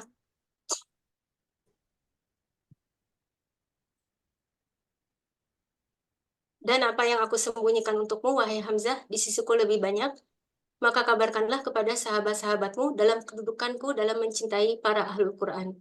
Dan apa yang akan kuperbuat kepada mereka. Mereka itulah orang-orang pilihan. Aku tidak akan mengazab mata yang melihatnya, telinga yang mendengarnya, hati yang memahaminya. Wahai Hamzah, demi keagungan dan kemuliaanku, ya, aku tidak akan mengazab lisan orang yang membaca Al-Quran dengan api neraka dan hati yang memahaminya, tidak pula telinga yang mendengarnya. Kemudian Hamzah berkata, Maha suci engkau, wahai Rabbku. Dan kisah ini sampai kepada peserta ngajel semua hari ini ya. Ini adalah insya Allah orang-orang pilihan Allah yang ditakdirkan menerima kisah ini karena tidak banyak ya. Saya mendapat kisah ini itu dari YouTube itu sudah lama ya, bertahun-tahun lalu. Sampai saat ini angkanya nggak berubah-ubah ya. Beda sama YouTuber itu yang langsung bisa jutaan dalam sehari ya. Kalau itu masih di angka segitu-segitu aja ya, tidak jauh berubah ya. Berarti memang wallahu alam ya, Allah memang menentukan siapa saja yang mendapatkan kisah ini ya. Dan kisah ini sampai kepada kita semua tentu atas kehendak Allah ya, dan semoga Allah berkehendak kebaikan kepada kita, menjadikan kita semua ahlul Quran insya Allah ya. Karena ini adalah posisi tertinggi seorang hamba ya. Karena Amin. tadi Amin. Allah tidak memberikan kecintaan melebihi kecintaan kepada ahlul Quran. Nah, di sisa usia kita mungkin sekarang ada yang, kalau saya juga sudah tua sih ya, sudah 40-an ya. Kita maksimalkan di sisa usia kita ini untuk benar-benar mendekat kepada Al-Qur'annya. Insya Allah, dan semoga Allah takdirkan kita semuanya menjadi ahlul Quran dan menjadi golongan yang sangat dekat dengan Allah nanti di yaumil akhirat. Insya Allah. Amin.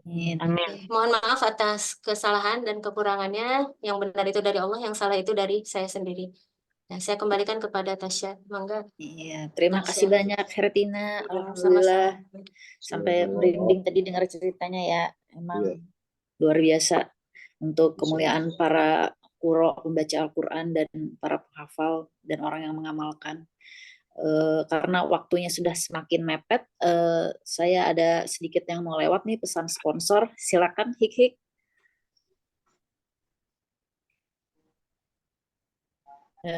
Indah Hik.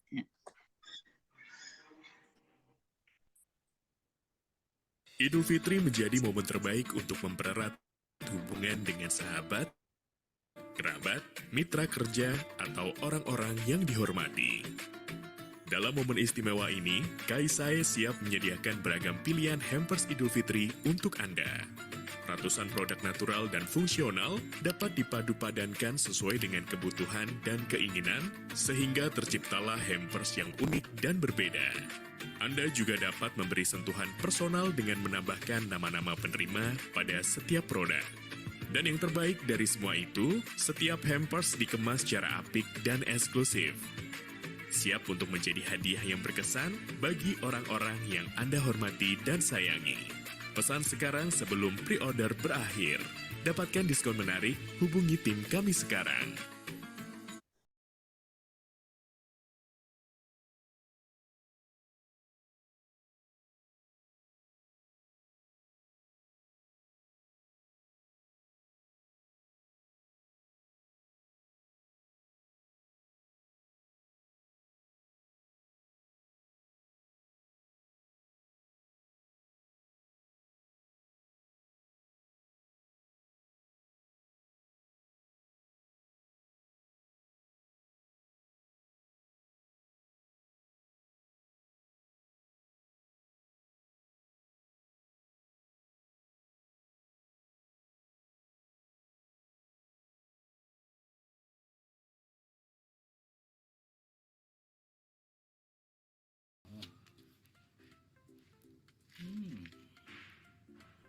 Snapchat.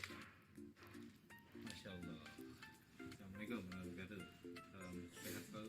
Sahabat Durian Lover. Today we have special black corn. Duri hitam. Tidak besar, tapi saya yakin insya Allah dalamnya bagus. Saya buktikan. Oke. Kita buka untuk sesi tanya jawab. Pastinya kita ada hadiah untuk para penanya dan juga ada hadiah terbaik untuk pertanyaan terbaik. Ini sudah baru satu. Ada lagi yang mau bertanya? Atau kita mau jawab dulu yang ini, Teh Hertina?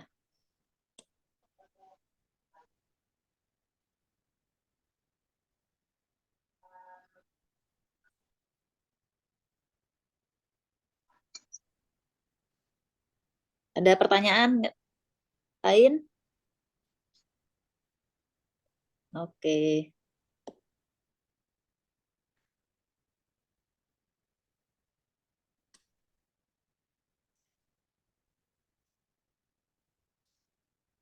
Teh Hertina mau dijawab sekarang? Oh, yang mana dulu? Dari chat? Ada yang bertanya nih, Teh Eva, ini teman kita nih dari angkatan kita. Ada tips nggak untuk lansia yang belajar tahsin supaya lebih mudah untuk mengajarkan, memperbaiki makhraj? Terus yang pertanyaan kedua dari teman kita, Kang Artianto Santo ya. Bagaimana cara menanamkan diri untuk bisa selalu konsisten membaca Al-Quran serta meningkatkan keinginan belajar dan mentadaburi Al-Quran? Ya, ya. Itu Indah raise hand ya? Oh, Indah raise hand juga. Yang Iya, aku resen. Nggak apa-apa dijawab dulu aja pertanyaan yang Oh, udah ya. ada. Ah, Nanti aku lanjutnya. Oh ya sih. Yang pertama dari Eva ya, Eva. Ya sama, saya juga mengajar yang lansia juga. Memang ini tingkat kesulitannya mungkin agak cukup tinggi juga ya, karena kan terkait usia ya.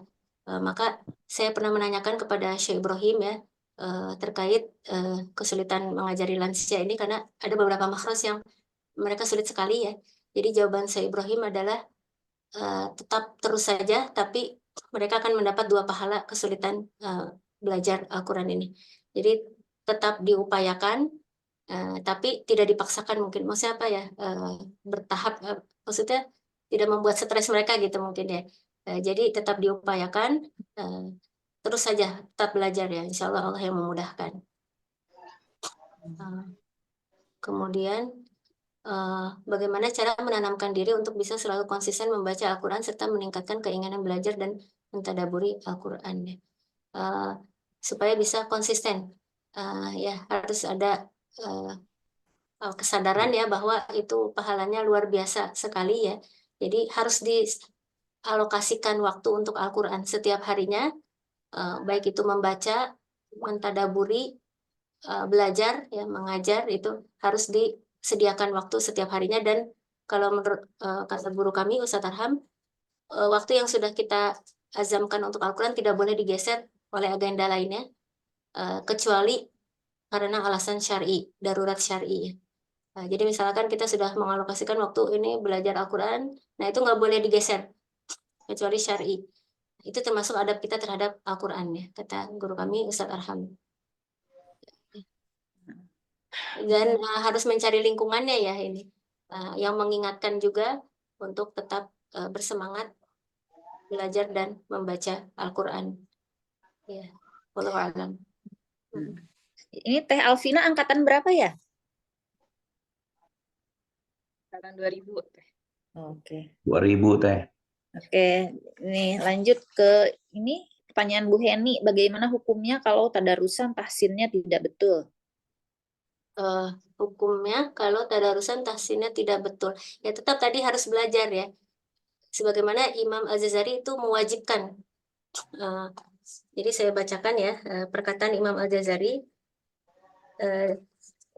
Tidak diragukan bahwasanya umat ini sebagaimana mereka diperintahkan memahami Al-Quran dan menegakkan hukum-hukumnya, juga diperintahkan membetulkan lafaz-lafaznya dan menegakkan huruf-hurufnya dengan sifat yang dicontohkan dari para imam qiraah yang bersambung pada Nabi Muhammad SAW dengan Arab yang fasih, tidak boleh menyelisihinya dan berpaling kepada selainnya. Jadi sebagaimana kita tahu syariat di Al-Quran seperti dilarang makan babi, bangkai, darah, dan hewan yang disembelih tanpa menyebut nama Allah, itu kan ada ayatnya. Itu pasti semua muslim tahu dan mematuhinya ya. Hampir semua muslim yang taat itu pasti patuh ya. Tapi beliau juga mengatakan sebagaimana kita diperintahkan untuk menaatinya, kita juga diperintahkan untuk membetulkan setiap hurufnya. Kata Imam Al-Jazari ya, setiap hurufnya itu harus bersambung kepada imam qiraah. Jadi inilah pentingnya belajar bersanad ya. Karena kata beliau lagi juga, para ulama fikih dan usul telah sepakat bahwa tidak boleh membaca Al-Quran dengan riwayat yang syad, ahad. Jadi riwayatnya cuma satu ya. Walaupun ada riwayatnya, tapi cuma satu, itu tidak boleh membaca Al-Quran dengan cara seperti itu. Lalu bagaimana dengan yang tidak ada riwayat? Tidak ada riwayatnya sama sekali. Jadi kalau kita belajar itu sebenarnya kita punya hak ya sebagai murid untuk mengetahui ini ujungnya itu kemana? Apakah benar yang diajarkan oleh Rasulullah SAW seperti ini? Nah, murid itu sebenarnya punya hak ya untuk mengetahui seperti itu, karena kita Al-Quran ini benar-benar penting gitu ya, jangan sampai kita melakukan kesalahan ya. Jadi termasuk pengucapan huruf demi hurufnya itu harus tepat sebagaimana yang diajarkan oleh Rasulullah SAW. Nah, seperti itu ya. Jadi kalau tadarusan nggak apa-apa, tadarusan aja, tapi harus tetap belajar ya. Jadi tadi seperti yang saya sampaikan, kafarat pengguguran dosanya itu adalah pada waktu belajar. Tadarusannya jalan aja ya, tapi belajarnya tetap ya. Itu yang raise hand, Teh Indah, monggo. Iya, hatur nuhun Teh Tasya dan Teh Hertina, luar biasa ilmunya ya. Apalagi tadi kisah terakhir, kenapa jadi merinding dan terharu gitu ya dengernya. Pertanyaannya adalah, kan Allah juga sudah menyatakan bahwa Al-Quran itu dijaga kemurniannya begitu ya oleh Allah langsung, dalam salah satu ayatnya juga sudah disebutkan. Bagaimana caranya Allah itu menjaga kemurnian Al-Quran, sementara kan ya para pendahulunya sudah tidak ada begitu ya, itu satu. Terus yang kedua, penafsiran Al-Quran itu sendiri kan kadang-kadang berbeda-beda ya gitu loh. Jadi bagaimana caranya kemurnian Al-Quran itu tetap terjaga hingga akhir masa? Terima kasih kesempatannya. Iya. Terima kasih Indah pertanyaannya. Jadi bagaimana cara Allah menjaganya? Adalah dengan adanya penghafal Al-Quran ya itu. Jadi penghafal Al-Quran itu sangat dimuliakan Allah ya, karena melalui mereka lah Allah titip Al-Quran ini ya di dada-dada mereka. Jadi caranya itu. Jadi sepanjang sejarah sampai saat ini, setiap ada kesalahan penulisan Al-Quran itu pasti langsung ketahuan, langsung dibredel ya di negara manapun ya, langsung ditarik dan tidak diizinkan untuk beredar. Itu karena siapa yang tahunya? Itu adalah para penghafal Al-Qur'annya. Jadi kita kan hafal surat Al-Ikhlas nih misalnya, Qul huwallahu ahad, Allahus somad. Terus ada yang baca Qul huwallahu ahad, Allahis somad. Misalkan gitu, Allahis somad. Ada yang baca gitu. Pasti kan kita tahu ya, itu nggak begitu bacanya gitu ya. Nah, itu contohnya kita hafal surat Al-Ikhlas, berarti kita bisa menjaga surat Al-Ikhlas nih. Kalau ada yang salah, kita bisa meluruskan. Nah, kalau yang hafal 30 juz itu, mereka menjaga semua suratnya. Satu Al-Quran itu bisa. Mereka nanti yang, kalau ada yang salah, mereka yang akan protes gitu ya. Nah, itulah keutamaan penghafal Al-Quran ya. Di dada-dada mereka lah Allah titipkan Al-Quran ini ya. Jadi Allah pilih mereka untuk menjadi penjaga Al-Qurannya. Nah, kemudian dan itu diakui sendiri oleh salah seorang mu'alaf, tapi sekarang udah lama, mungkin ada yang kenal Syekh Yusuf Estes ya. Beliau itu kan mu'alaf di Jerman ya, sudah lama, dan banyak mengislamkan orang, hampir ribuan orang masuk Islam melalui wasilah beliau. Kata beliau ini, umat muslim itu banyak yang hafal dari Al-Fatihah sampai An-Nas, dan itu saat ini saja udah puluhan juta orang ya. Bahkan ratusan juta orang katanya, walau alam ya, sudah hafal katanya. Nah, sedangkan tidak ada dijumpai satupun orang yang misalkan bisa menghafal satu kitab suci mereka, tidak ada. Misalkan Injil, tidak akan ada, karena memang Injil antara satu dengan yang lain juga kadang berbeda ya gitu, kitab lainnya. Nah, jadi ini salah satu bukti kemukjizatan Al-Quran. Oke, Kemudian, sorry Teh Hertina, berarti pada saat menghafal itu artinya juga mereka kan sudah harus tahu ya? ya sebenarnya tidak mensyaratkan tahu artinya, cuma kalau bisa bahasa Arab itu lebih bagus Udah lagi. pasti ya. Oke, sama ini mungkin agak masih nyambung sih. Kalau misalnya kita kayak Habib itu kan udah ada kayak kelembagaannya yang mengatur cucunya Nabi atau turunan Nabi gitu ya. Nah, kalau Al-Quran ini sendiri ada kelembagaannya nggak sih yang make sure bahwa memang sudah akan terus seperti itu begitu? Oh, Sanad itu kayaknya. ya sanad itu kan berarti bisa ribuan itu, karena kan dari Rasulullah juga udah ada 5 tuh ya sahabat juga. Nanti kan itu 5 itu punya murid lagi banyak. Ya, Nah, berarti dari situ terus ya. ya, jadi yang menjaminnya itu adalah gurunya, guru di atasnya. Memang saya memberikan sanad kepada murid saya ini, dan itu ada sertifikatnya ya. Seperti Ustadz Arham di sini memiliki sertifikat bahwa beliau memang memperoleh sanad itu dari gurunya Syekh Ibrahim. Syekh Ibrahim juga punya sertifikat ya, bahwa beliau memang benar memperoleh sanad dari gurunya lagi dan seterusnya itu. Jadi tentu banyak sekali ya itu sanad. Baik, hatur nuhun, terima kasih banyak. Ya, Jadi sama-sama. pertanyaan berikutnya dari Pak Fahri ya. Pak Fahri udah raise hand. Ini Ya, kayaknya hatur ada yang nuhun. kelewat ya. Oh ya, enggak. Ya, Hatur nuhun. silakan Pak. Ya. Ada 2 pertanyaan sih ya. Tadi tentang ini teknis baca Al-Quran mungkin ya. Tentang tadi vokal O sama vokal E. Itu saya ingat almarhum Bapak itu memang kalau baca Bismillah itu Bismillahirrahmanirrahim. Kemudian ya Allah tetap Allah sih, tapi kalau Rahmanirrahim itu bagaimana dengan huruf-huruf yang sifatnya tebal gitu seperti ro, sod, dot, to, zo itu kan o cenderung o ya kita tadi bahkan Mbak Hertina juga pakai o Ar-Rahmanir-Rahim tuh. Nah, itu mana yang benar? Ar-Rahmanir-Rahim atau Ar-Rahmanir-Rahim? Nah, itu yang pertama. Yang kedua ya yang satu A satu B-nya tentang Bismillahimajreha ada tuh ya di surat apa tuh ya Majreha. Nah itu siapa yang menentukan itu? Apakah memang itu kan katanya tidak ada tapi di situ ada kan gitu. Apakah itu para sahabatnya atau siapa yang menentukan itu? Itu yang satu B satu terusnya yang kedua itu tentang pembagian Al-Quran sendiri ya. Kita tahu misalnya ada arba'ah, arba'ah, nisfu, salasah ya. Itu yang menentukan siapa juga itu. Maksudnya itu juz ke juz ke arboa ke nisfu ke salasa itu siapa? Apakah memang dari Rasulullah sudah ada dari sana? Karena saya lihat memang ada beberapa keteraturan, tapi ya ada beberapa perkecualian gitu. Misalnya kalau di surat tadi itu yang surat saya baca itu di apa Al-A'raf itu eh, nisfunya lebih dekat ke jadi tidak pas tengah gitu. Mohon jawab. Terima kasih.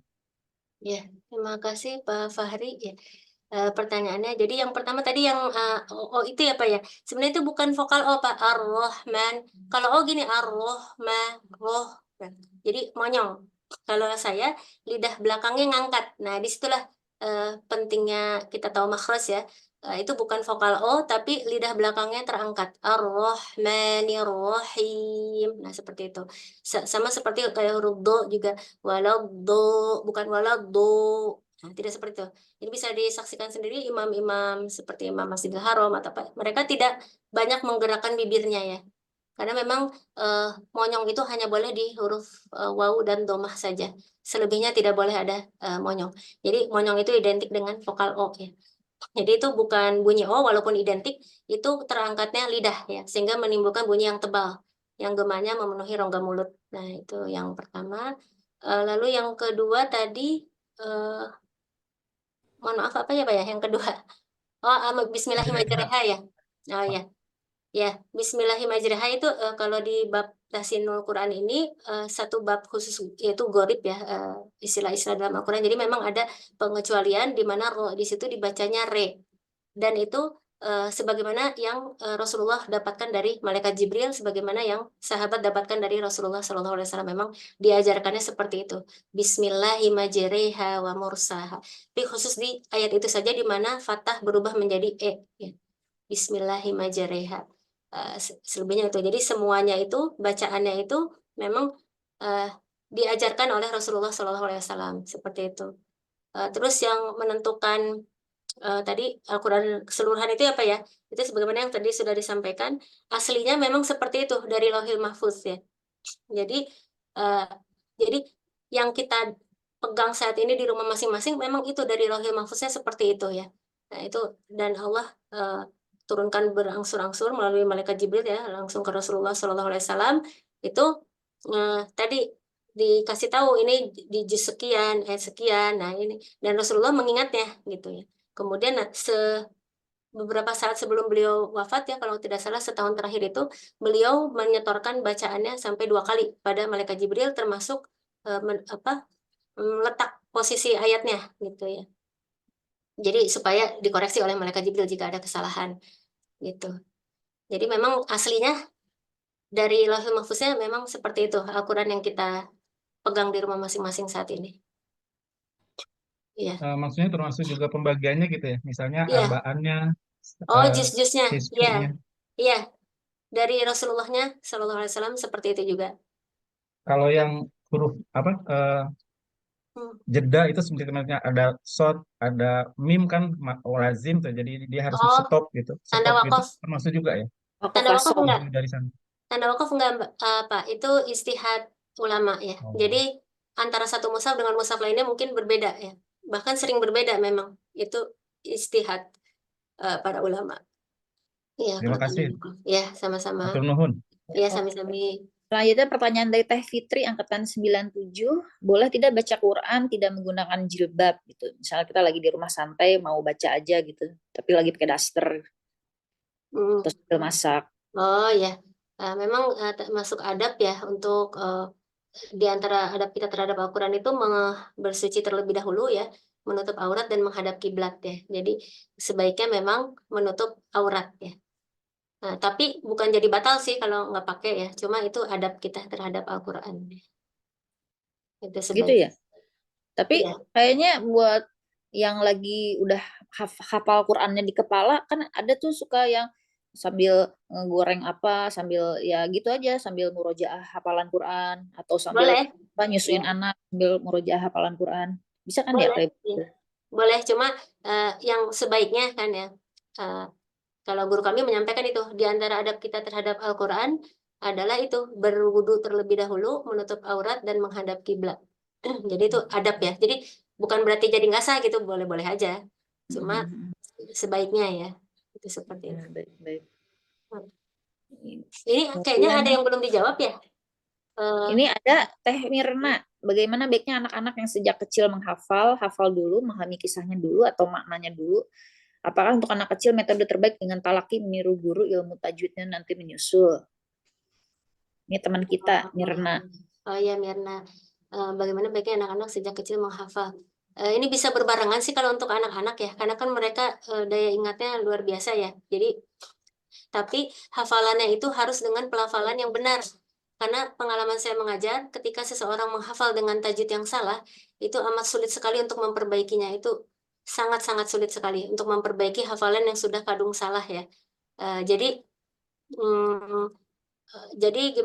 yang mendiktenya, yang melafalkannya itu juga harus benar ke anak-anaknya, karena itu nanti dampaknya hafalannya jangan salah ya, supaya nanti tidak sulit nanti kalau udah salah sulit ya. Jadi bisa berbarengan sebenarnya, tapi dengan hafalan yang bacaannya juga benar ya. Nah, gitu. Oke, ini lanjut ke penanya berikutnya, Teh Dian angkatan 2000. Tolong dijelaskan sedikit tentang irama dalam membaca Quran. Apa sejak dahulu membaca Quran sudah menggunakan irama yang sering kita dengar saat ini? Ini mungkin maksudnya qiraat ya? Ya. Kalau irama ya, sebenarnya kalau di tahsin itu juga tidak terlalu mengutamakan irama, malah tidak dibahas ya. Kalau tahsin itu kan intinya di makhrijul sifat hukum-hukum tajwid ya. Jadi irama itu sebenarnya hanya pelengkap. Bahkan tadi seperti saya sampaikan, jangan sampai kena sabda Rasulullah tersebut ya. Akan datang orang-orang setelahku melakukan Al-Quran dengan nyanyian rohbaniyah. Nah itu yang jangan sampai menjadi golongan itu ya, karena itu diancam oleh Rasulullah, terfitnah ya golongan tersebut. Jadi kalaupun menggunakan irama, jangan yang sampai fokusnya itu malah iramanya, sampai melupakan bacaannya dan penghayatan terhadap ayatnya itu sendiri. Justru itu yang paling utama, itu adalah ketika kita membaca Al-Quran itu makin gemetar kan orang-orang yang baca Al-Quran itu kan sebenarnya itu ya, bukan malah fokus di lagunya itu ya, tapi di isinya sebetulnya ya. Nah, itu sih yang utamanya. Tapi kalau dengan irama itu menambah kekhusyuan kita ya, itu nggak masalah. Asal jangan sampai terlewati masalah tajwidnya ya, karena irama ini. Asal sudah benar dulu. Jadi kalau di kami itu yang sudah benar dulu bacaannya, baru boleh ditambah irama. Iramanya juga tidak yang ini ya. Tadi panduannya itu suara dan cara orang Arab membacanya. Jadi sebatas itu. Tidak memakai irama yang sampai kayak lagu-lagu. Ya, pokoknya kita ikuti aja cara dan suara orang Arab ya dalam membaca Al-Quran ini. Ya, mungkin seperti itu ya. Ya. Oke, itu udah semuanya ya? Ada masih yang ketinggalan belum dijawab? Oh, itu kayaknya deh Kayak Mbak ngopi Alvina yang ini ya. Bagaimana jawab. tips menghafal Al-Quran dengan waktu terbatas di antara kesibukan sehari-hari? Hafalan surat waktu SD lebih melekat dibanding hafalan ketika lebih tua. Iya, emang betul ya. Ya. Jadi ya itu harus dialokasikan waktu untuk menghafal. Saya sendiri juga masih keteteran ya dalam hal ini. Jadi misalnya kita satu hari satu ayat atau 2 ayat atau 3 ayat tapi konsisten ya. Itu insya Allah akan nambah terus ya hafalannya. Ya, Ya, yang penting keistiqomahan. istiqomah emang sih kuncinya. Ya, Mudah diucapkan, ya, berat ya, untuk berat. dilaksanakan. Nah, Oke, ini ada lagi atau mau kita tutup? Waktu sudah menunjukkan 6.50. Menentukan pertanyaan terbaik ya. Oh, Teh Hertina silakan. Teh Hertina, iya. mm, Berapa orang ya? ada 8. Ada 8 ya? Pertanyaan terbaik 1 ya. Oh ya. Tadi eh, hmm, Pak Fahri tadi ya? Ya, Ya. Terus 7 lagi ya? Hah? Gimana? Satu aja. Udah yang Oh, satu yang aja. terbaik satu Udah, aja. satu aja. Nanti yang Ya, lain. Pak Fahri. Karena mendapatkan hampers dari Kaisai untuk penanya terbaik. Ya itu. Ya, sip. Terus udah ya, ini yang tadi untuk bagaimana untuk motivasi udah dijawab juga tadi ya. Kita harus tahu pentingnya kan ya. Manfaatnya, meningkatkan keinginan mentadaburi Quran.